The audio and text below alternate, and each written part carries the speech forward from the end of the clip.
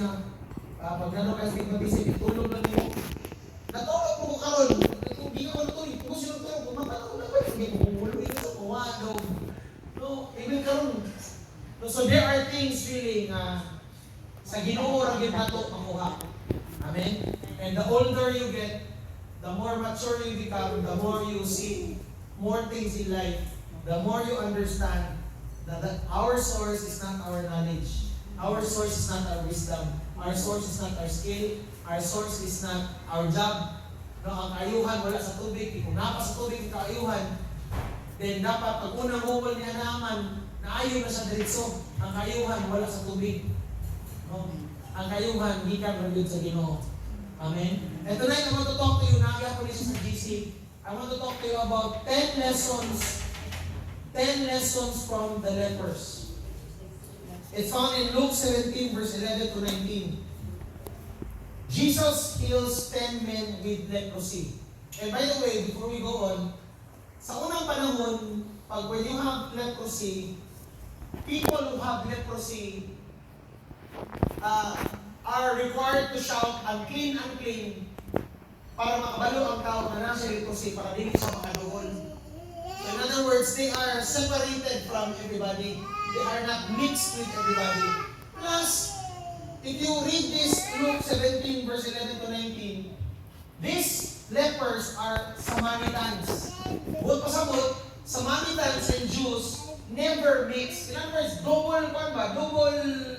double jeopardy ba? Kadi? Leper pa sila. Unya, Samaritan, ang dimension race, Samaritan pa yun. Now, on his way to Jerusalem, Jesus traveled along the border.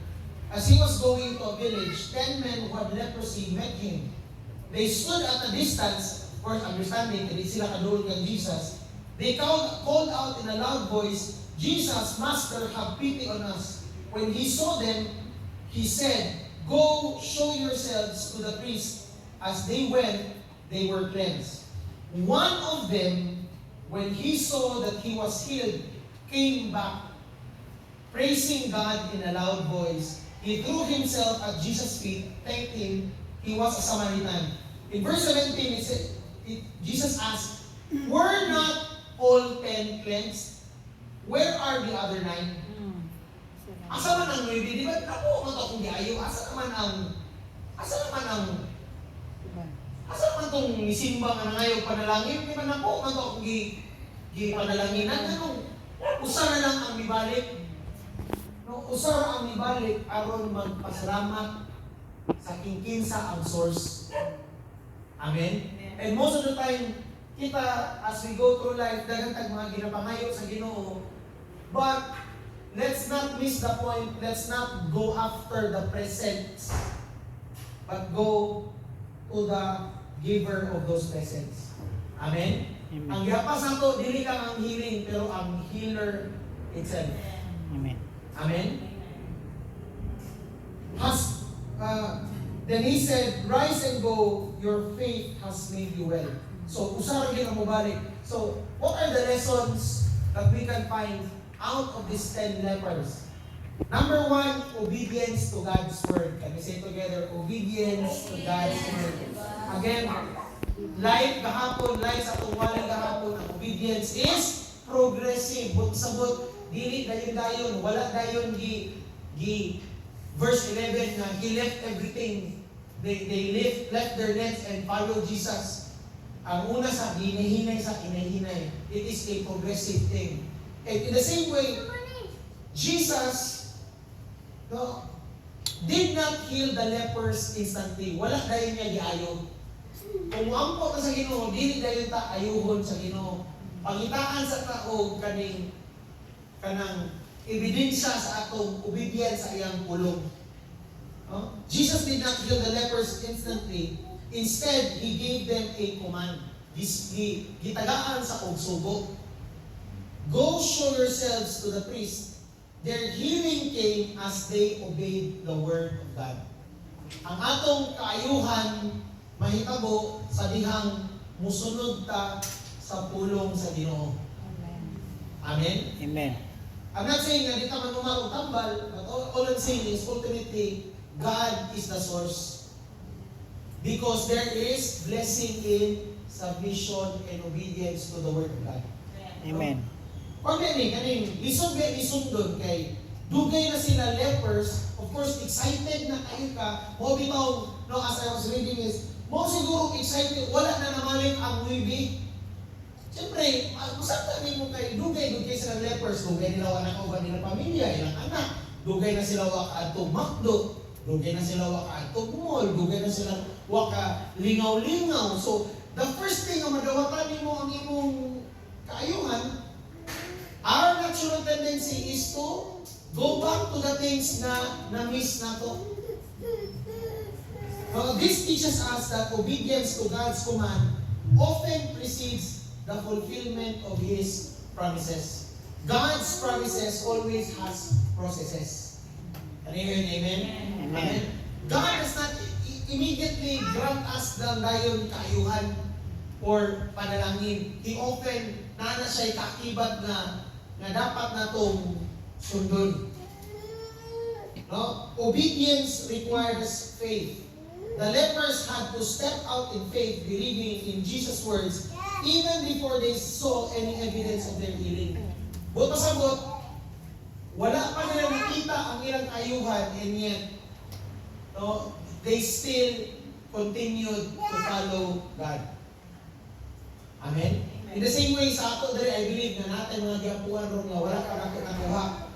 Natay mga kaayuhan na itong gidahuman nga wala pa nato mapakuha, nga gilauman. No?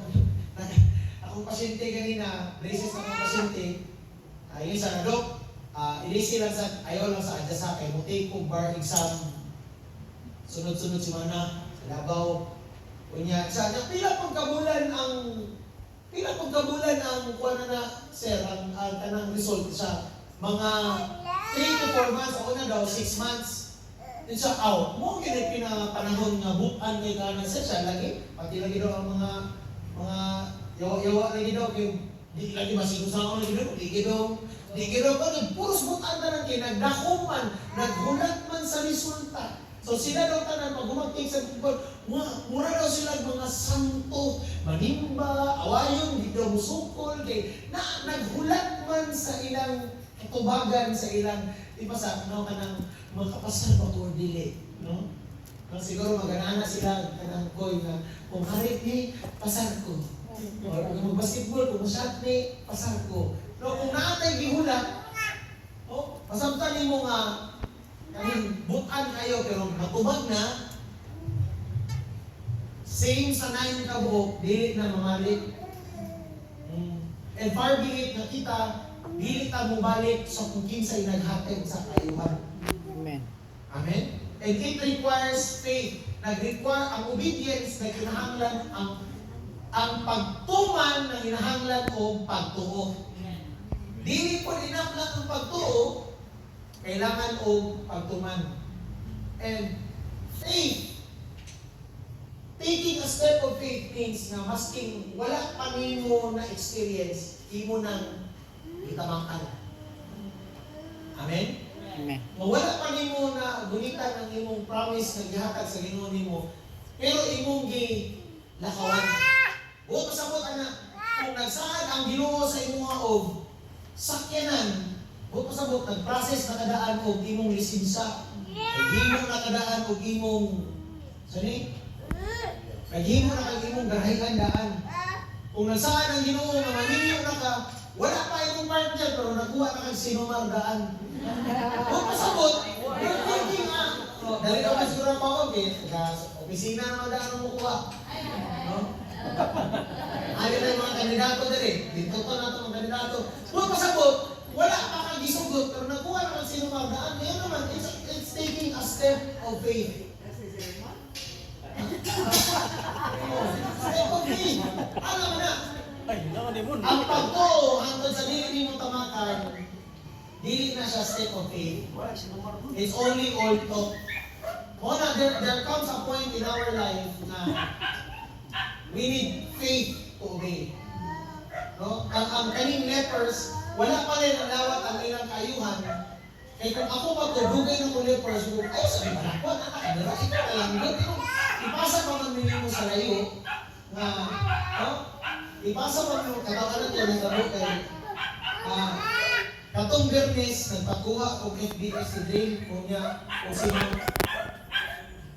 Saturday, nagpakuha si Drain o FBS. Kung niya, ang resulta, 9. Hala, 9.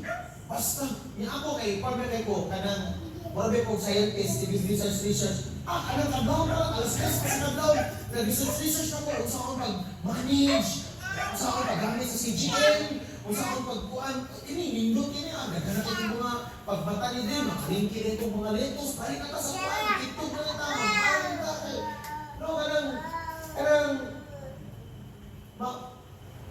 No, mahadlo ka mga ha, tumata pa sa kasawa, nagpalipit ni sa Rivera, pag gumanong simpa, nakakaw ni Dre, namalit sa mami o kupak kabuk ice cream.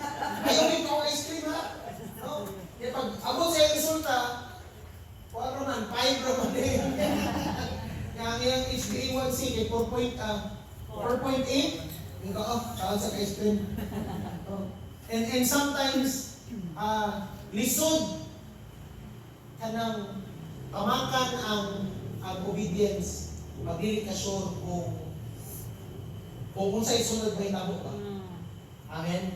But, again, the older I get, the more I realize na ang kinabuhi, gikan mo nito Ginoo. That no matter kung sa ako nang ko, no, wala yung magic pill, no, maana ko nga, mawala ang tumaran man akong silikoksi. Dito, parang na ako, kasi kung saan na mo tumaran, dito, makay mo opet aning. No, so, the older I get, the more I realize na ang kaayuhan, gikan mo nito Ginoo. Amen? But it takes, obedience requires faith. Obedience leads to transformation. So the more we obey, that as the lepers obeyed, their physical condition was transformed. Similarly, our obedience to God can lead to profound transformation in our lives. Not just physically, but spiritually and emotionally as well. So, number 1, sa may lesson na makuha na to, obedience to God's word. Why did the lepers got their healing? They obeyed God. Musunod lang kita sa Ginoo. So, sunod lang kita ng sunod. Okay? Our job is to obey. Our job is not to know why. Our job is not to know how. Our job is to obey. Amen? My job is not to know how it will happen, why it will happen. My job is to obey. Unsay gipatrabaho sa Ginoo nako. I may not understand why, I may not know how, but I understand at nakasabtan ako na kung unsay gipatrabaho sa Ginoo sa ato karon, kung unsay gibutang sa mga tubangan ron, mao na ang atong trabahoon. You may not understand, Lord, anong balik-balik man, anong sila man ang atong, kung unsa ang gipatrabaho sa Ginoo, atong trabahoon. Amen? Amen. Number 2, the importance of gratitude. Kung saan man yung gratitude, pagpasalamat. By the way, gratitude is the attitude. Thankfulness is mentioning it. Boto sa bot, ang imong kasing-kasing makabati o gratitude. Pero, as we read the story, isa lang yung ibalik. I believe na katong naing gabo, napag sila, magpaputo ka ng feeling nila, mapasalamaton sila, wala lang nila gi-voice out. They were, I think they were grateful, but they were not thankful. Gratefulness should be followed by thankfulness na nibalik sa man, nakahinumdum sa kinsa ang source. No? Makita niyo mo dali ang importance sa gratitude. One of them, gamay ra gid makasabot aning kalibutan na gamay ra gid makasabot kung kinsa ang source nato. Amen. Gamay ra gid nakasabot. Only one of them, when he saw that when he was healed, came back praising God in a loud voice. He came back, he praised God, he threw himself at Jesus' feet, thanked him, and he was a Samaritan. wala niya gitugutan nga ang separation nga Jew si Jesus, Samaritan siya, na siya leprosy, wala niya gitugutan, hindi siya mabalik para magpasalamat. No? Gratitude recognizes the giver. Out of the 10 lepers, only one returned to thank Jesus. His return shows that he recognized not just the gift of healing, but also the giver. Amen? Usa sa among pagampo ni taga-adlaw sa among Lord, today we acknowledge you. Lord, we recognize na tanan nga naami, tanan nga among pagagawaton, tanan among pag-enjoyon, gikan kanimo. Therefore, always come back to God and thank God. Amen? Kahapon, kinagpa-parlor si Dream Dugi, kaya nakumahan ko, Pastor, kaya ko, kaya ngita ko, sa ingon tong pan nga, pan lang ka, sir, tanong na kang sini. Ang una ko, adili, mato, musimba na lang balik. So, nisimba ko, dahil simbahan kayo, may lingaw, katatag din ako si Jim ko, yung Miedes, at ano sa Dream? Nagpa-parlor ako, mas ako, may lingaw, musimba na lang ko. Ano ko, Pastor, bilay ko, kalingawan ako. Sa Victory na Robinsons. O, napuli ako na ni, Chalito dito, si ito nung dapat kanina sa wash. Nakita ko, wala sila kita na ko kayo. So, gratitude means you always go back to the giver. You always go back to the giver. You recognize, the older I get, the more I realize na kung nako'y hangyoon, ang Ginoo rin ang imong hangyo, kaya na yung mga butang na dili yun kita ang makabuot. Amen? Magtanaw ko sa akong mga anak, ay kung Lord, salamat din kayo. No? Magtanaw ko sa akong asawa, no? Lord, salamat din kayo. No? Magtanaw ka sa kung unsay naa ka karon, ma-recognize nimo nga this could not have been possible without a giver. Amen? So let's always go back to the giver. Not just kay naatay tuyo ka ng usa sa pinaka dili maayong butang siguro nga ano ganing na yung mga tao nga naara nila kay naituyo. And the moment na makuha nila ng tuyo, mawala po. But pasabot, they are not really, not all of you, of who you think are your friends are really your friends. Naiuban na nalang sila ituyo sa imo, munang naa sila. Tawagan na user-friendly. No? Gratitude is more than just saying thank you. It's about recognizing and honoring the source of our blessing. Amen? Again, ang atong kaayuhan, wala sa tubig. Wala sa, kung sa tubig patugikan ang harvest ni Paul kahapon, then dapat, gabi pa lang, naanay harvest. Pero anong, by the way, ganina, anak ko ito ingon daw akong masinti nga anak ni Nestor ba? Fishing siya sa Doke. Yung buti ka Doke, karang doon na sa Indonesia. Dito ta sa kuwan, karang agit ang gubjin. Kay, alas 2 pa lang, mula ka na ta, kaya ang feeding time dahil sa isda, 3 to 6 a.m. na gilo na. 3 to 6 a.m. Nakatry daw sa whole day, nasunog na lang daw siya, di ka ka-tukog ugad kong isda. Di ka ka-tukog isda. Isa, grabe ko sa pantalan magsugod ng fishing. Kaya kung hindi na mag-record, mag-fishing na lang ko. Yun siya nga, ay, nalukop na lang ko na, Doki. Dili, why mo tukog dira. Dapat mula ka ta, alas 2, pang abot na dito sa, doon na daw sa mga Indonesia natin, mga 2 hours. Linaw na kito dito, kaya ipakita ko yung mga apps. Kaya na yung isda, natin sila yung alianan sa tubig. Every time makadatot sila ng isda, tag nila nga, dili nakadatot, kaya dito sila mamalik. Namutay nga, ganyan ako ka-realize mo, ang isda na 3 to 6 lang, na si Jesus, adlaw. No? Sa ato pa, dili ang source, dili ang tubig, ang source is, ang Ginoo ang source. Ang Ginoo ang source, manalangin, dili ang atong abilidad, dili ang atong kahawod, o dili atong wisdom, ang source atong Ginoo. Gratitude is an expression of humility. The healed leper fell at Jesus' feet in thanksgiving.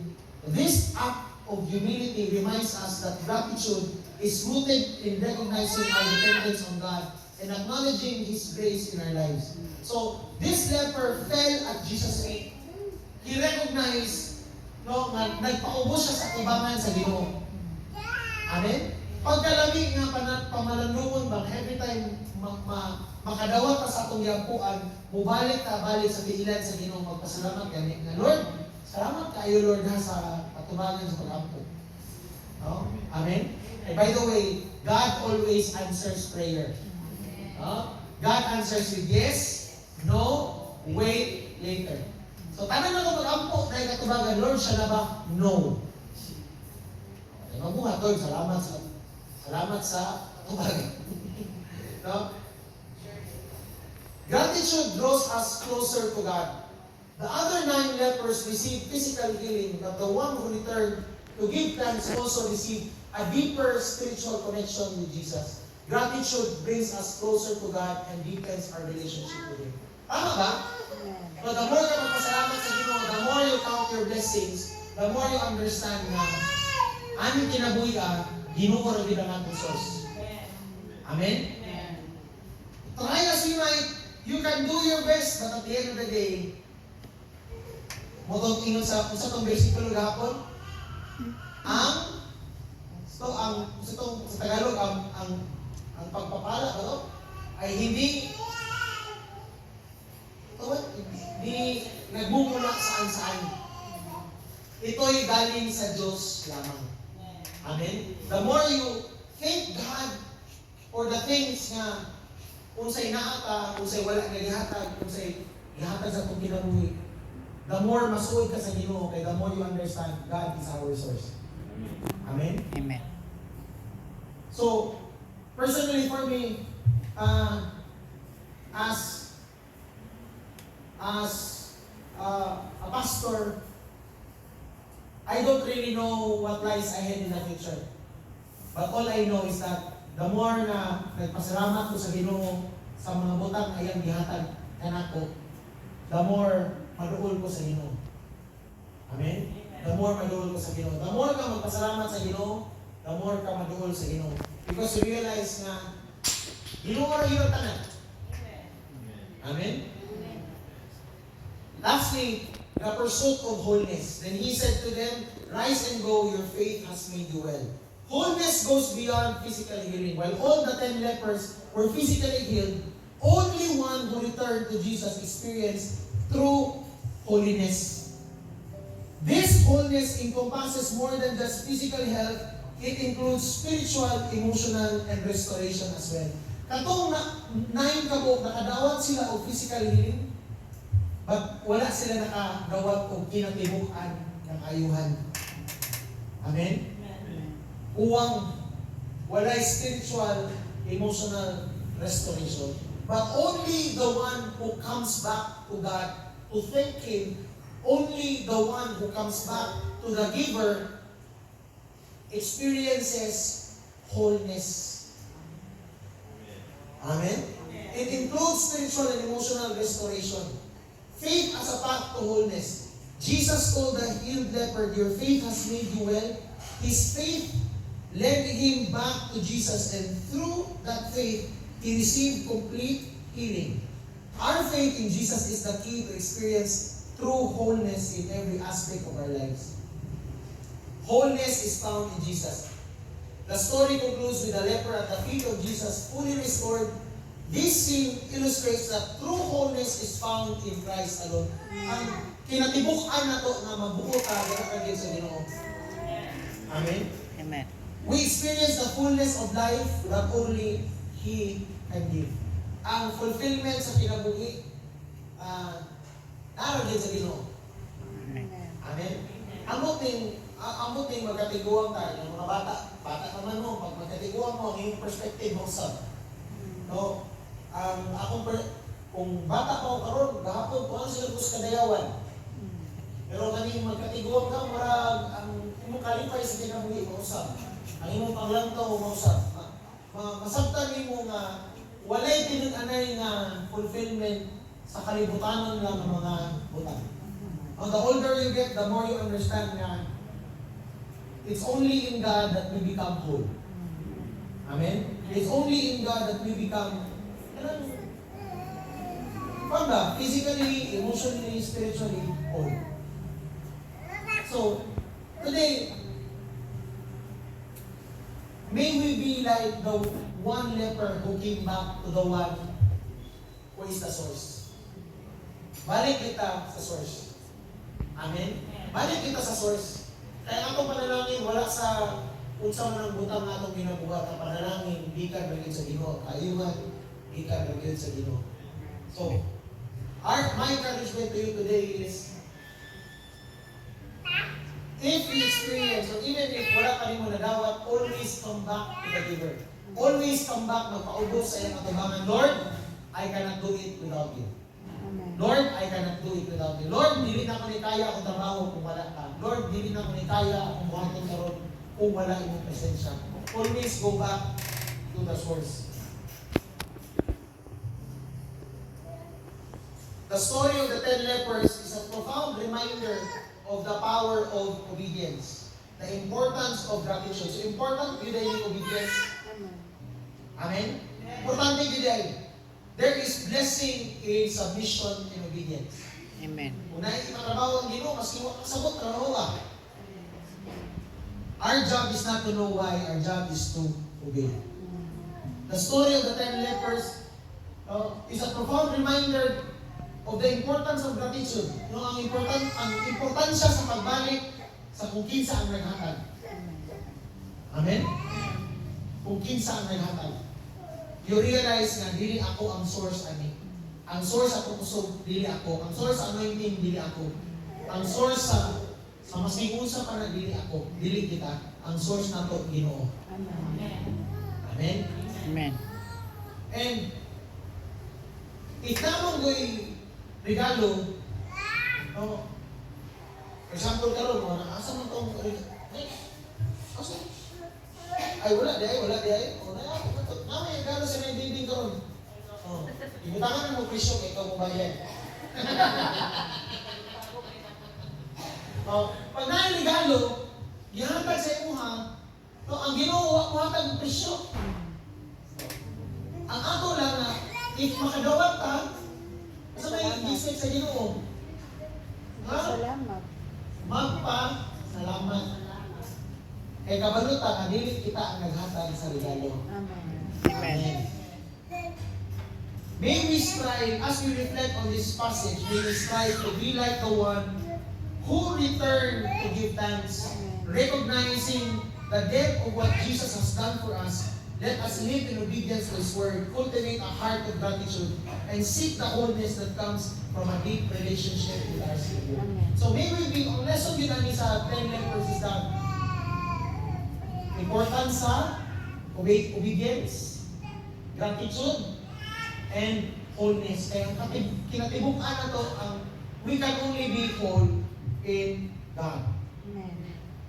So this week, consider the areas of your life where you need to practice greater obedience. Asa man ka for example, kanang magpadayon ta sa atong mga house church. Amen. Amen. That is obedience.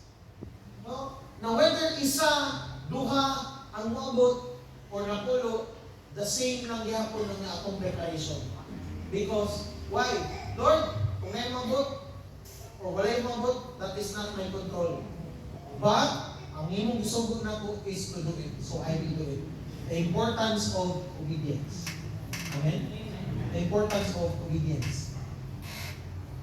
Consider the areas of your life where you need to practice greater obedience. Express deeper gratitude. No? Kanina yung masakit ka, ma-appreciate mo ang health. No? Parang, tama yun na, kung nakaibigon, mas inusan mo ako, siyado mo, ang gihapon ko karoon, pero kung labad mo ulo, wag yun laming i-bike, way laming i-dagan, way laming magdain yung tiyan, wag yun laming ang kinabuhit, wag nakakay, patiyon. O na, mag-express ka o deeper na gratitude kung unsay naata. Kaya the moment na natay bati-bation, ma-realize mo, maski unsa rin akong kahawd, na ay mga butang na masing tumara na ko ang bali mo wa. O ganina. Inom na ko gabiskon man ni. Kung saan ang pink ma'am, double action ka na, double action. Tira ka ng double action. Sabayan mo yun ang huwag ng Oh, mawa mo na sa asin, mas ganito kayo, mawa ni. E pagkahapon, nawa sa iya. Naglibog ko kay, wag ko nito magdapan, mawala. Paano mo ikapi? Stress mo siguro mga stress. Anak siguro.